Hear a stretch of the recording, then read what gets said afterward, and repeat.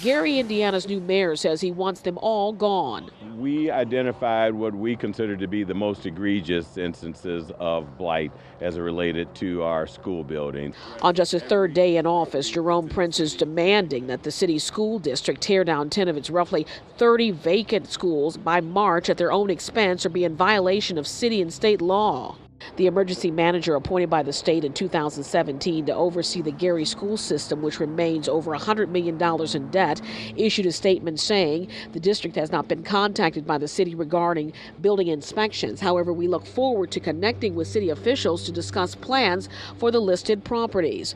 The mayor's demand follows the discovery of another homicide victim inside one of the city's abandoned schools. In a previous video, Gary's Schools of Death took a look at 3 schools in the Steel City that had been used as dumping grounds for bodies. But there are a lot more schools in Gary, Indiana that all have their own unique histories deserving of videos, and in this episode we'll be taking a look at a selection of some of these.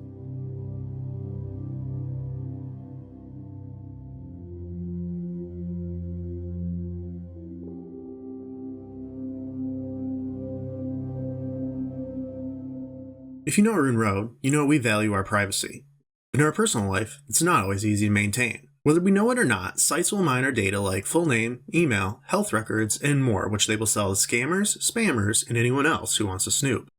That's why we started using Aura, the sponsor of today's video. Aura shows us which data brokers are selling our personal information and automatically submits opt-out requests on our behalf. This not only reduces the amount of spam you'll get, but protects against hackers who can use this information to gain access to our social media, bank accounts, and other sensitive information. Aura also provides a ton of other features bundled into one easy-to-use app at an affordable price.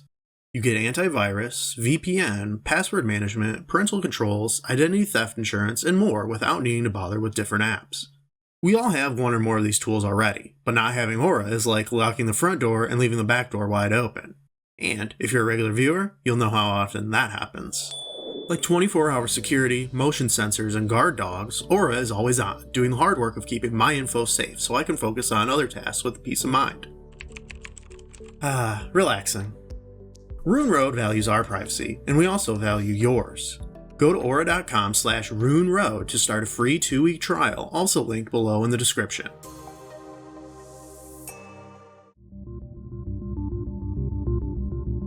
We start at the school that began the career of the city's most notable citizen.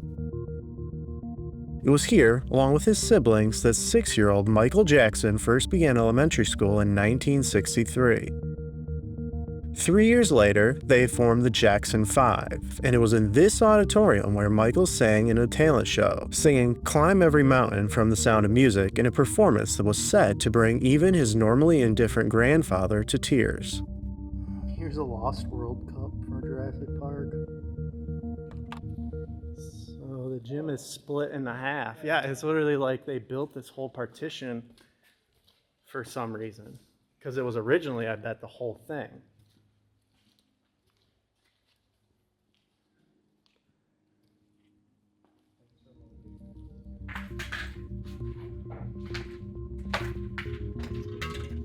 A former teacher here recalled that he was a happy child, bouncing around the room. Though he had a stammer, when he sang, he would never miss a note, and his pitch was perfect. Once they signed on to Motown Records, the playtime was over, and their father would push them so hard Michael would fall asleep in class, leading him to almost failing 2nd grade. By 4th grade, he was still having troubles with addition and subtraction, joking that he wouldn't need to worry because his manager would take care of that. In fact, it was noted that none of the Jackson 5 had any time for extracurricular activities. As soon as the bell rang, they were out the door and home to practice until they eventually moved away soon thereafter. Likewise, the school closed in 1977 due to a declining population and would reopen the next year as an alternative education high school for at-risk students and dropouts. That school would move to a larger building in 2001, at which time the school sat abandoned for around a decade before it became a private school for a further 5 years until it was finally abandoned for good.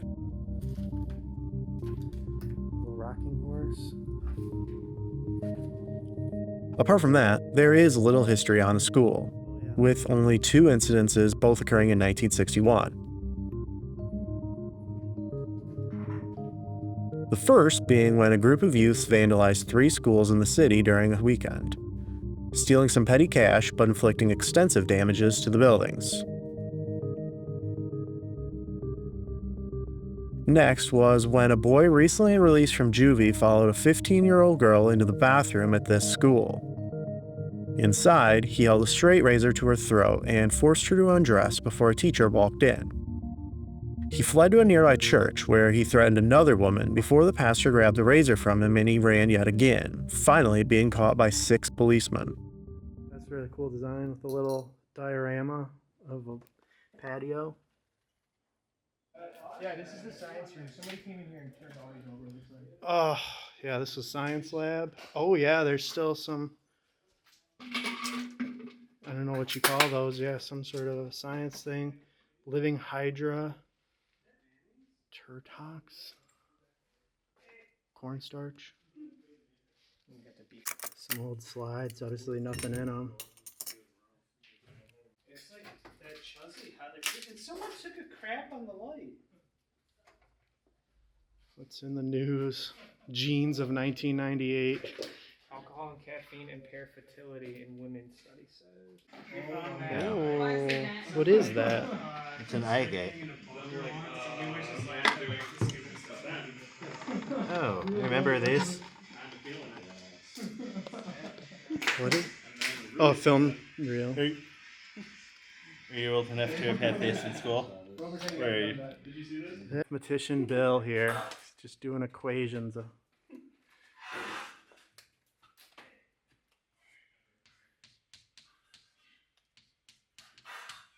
was an easy one.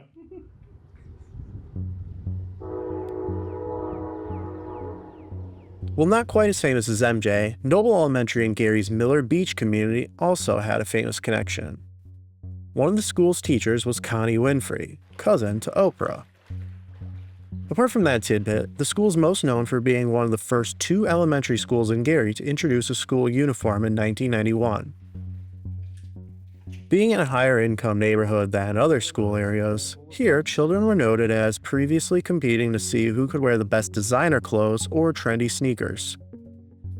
Elsewhere in Gary, it was hoped that the following year bringing outfits to other schools would help against gang fights. By 1996, 14 of the 26 active elementary schools in the city encouraged students to wear a uniform, but it was not mandatory. They noted the compliance rate was over 80%. Noble's location and its high test scores no doubt played a role in it being selected as a frontrunner in a number of other programs as well. Back in 1985, the school was one of a handful that Japanese educators toured when visiting from their country to learn from the Gary School District's educational methods. In 1992, the school was one of 5 selected to bring business professionals in to showcase their respective career fields firsthand to show how the classes they were taking related to the real world. It's literally like somebody's lunch they threw in here, a turkey leg, yeah. That smells awful.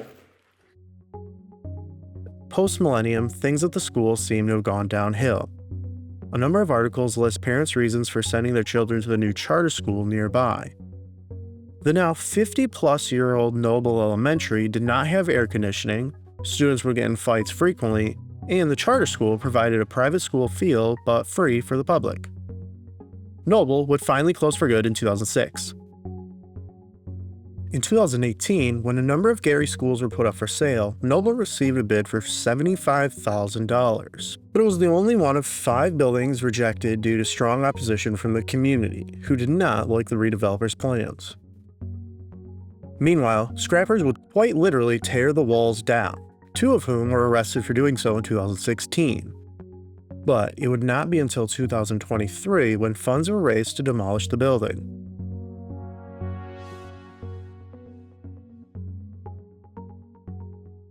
Another school that was in the process of being hit by scrappers as we explored it was the former Drew Elementary School. In 1962, a 14-classroom wing was added onto the building. In 1994, funding was approved to add a cafeteria to the school, as it did not have one in the decades since. Prior to that, trucks would bring the food inside warming stations each day. Back in 1989, a first grader at this school was selected as the poster child for that year's Northwest Indiana Sickle Cell Foundation. 1 year prior, 6-year-old LaShandria Upshaw's brother died from the disease while her parents found she too had it. One of the last years it was open, students were taken on a field trip to the City Convention Center where they gave gifts to Miss America contestants there for the contest.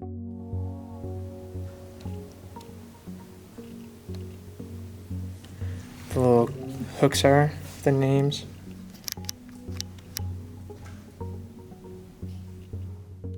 In 2005, a boys-only academy would open up inside the shuttered school. But unlike the similar girls' academy opened at the same time, which had almost 500 students and high test scores, the boys' academy had just 128 students when it closed, and some of the lowest scores in the state. In 2007, 73% of the students failed the state's I-STEP exam, a No Child Left Behind test used to measure basic skills.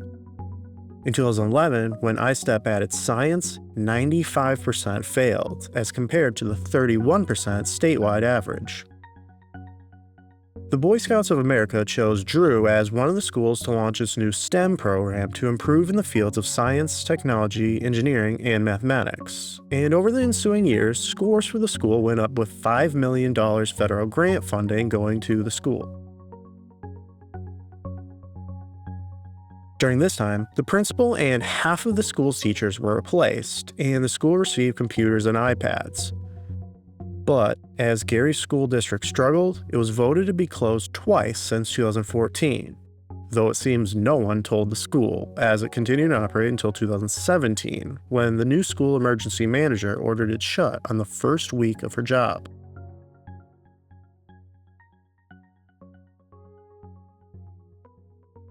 There's one old set.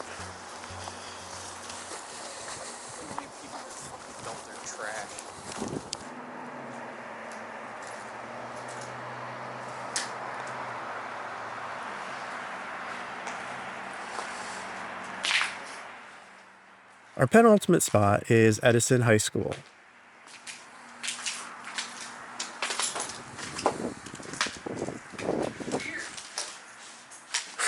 Probably because it's got so much like dirt and stuff in it.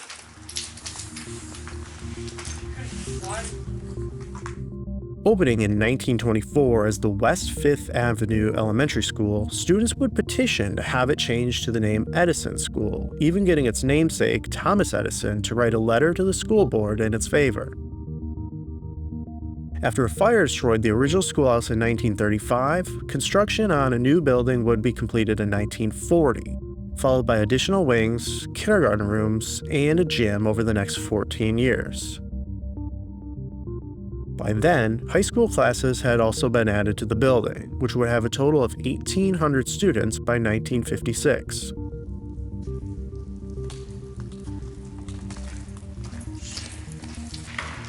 That's pretty cool. Is that old marching band hat? Check out, just this floor is wrecked. All old lunch trays.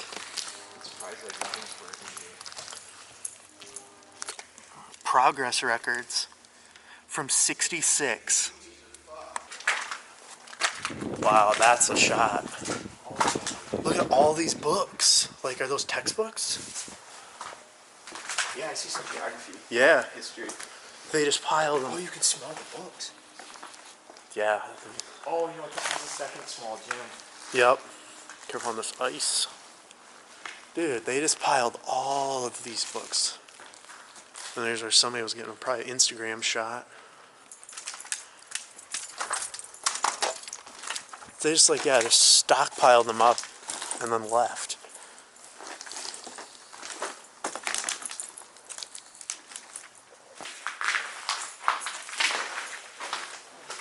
This is actually a small auditorium compared to the gym. Oh my gosh. This is so small compared to that giant gym. That's really neat, and there's like a stop button or something here.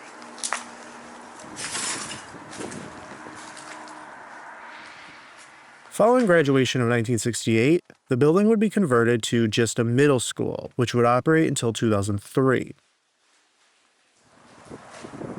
But yet the two ends were still attached. What? Those trees. Old hat. Jatco.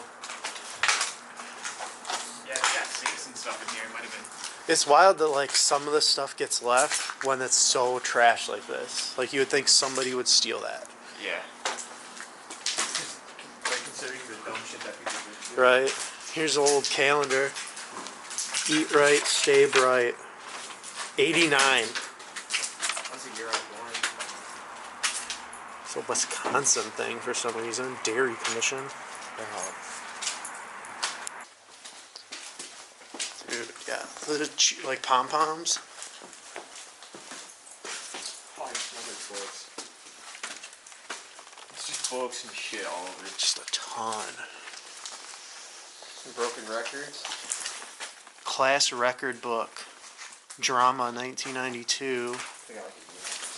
These are like attendance records. Oh, dude, this whole thing is full of them over here. All in there is just stockpiled of books. And here's a, check this out. It's a class graduation thing with all their photos. Oh shit, dude. Yeah. Typewriter. Oh my Nails god. Everywhere.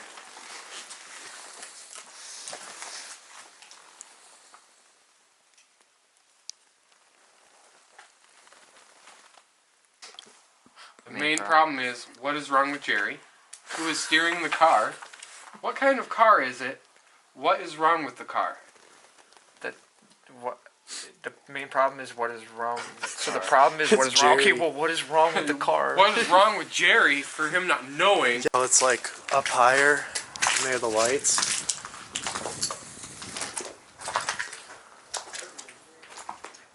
Carpet?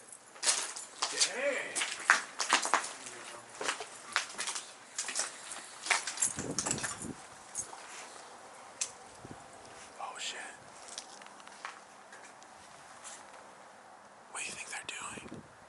I don't know. I didn't realize it went that fucking far over, man. Yeah, that's where we came in.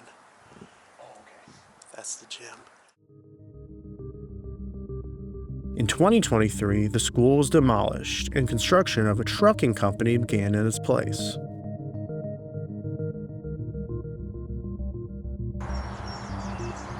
Perhaps no better place to end our journey through some of the blight of Gary's education system is the quiet Gilroy Stadium.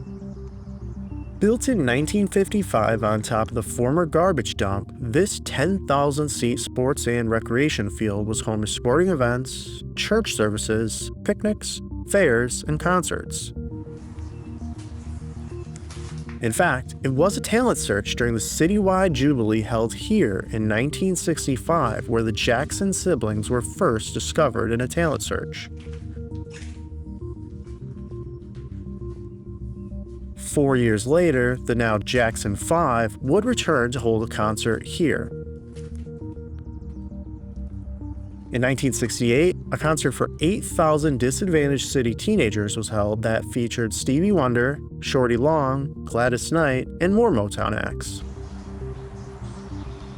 Very sketchy. But the field was a financial fiasco from the beginning, when several politicians would be convicted for receiving kickbacks during its construction, which would end up costing $1 million for a half-finished service. The opposite side of the field would never get bleachers, nor would an enclosed gym, maintenance building, or paved track ever be completed. Geary schools would phase out the use of Gilroy by 1973, finding it cheaper to build their own stadiums than continue to rent out this one from the city. Yeah, so this floor ain't the best. Due to it being built on a dump, the foundation began to crack just a few years after opening, and it would be deemed unsafe in 1975, with a smaller set of bleachers built. It would be used every so often afterwards, most notably for a KKK meeting in 2001, where just 25 members meeting were swamped by protesters whose chants drowned out the planned rally. 1 year later, the entire property would be shut down for good, and it has remained abandoned ever since.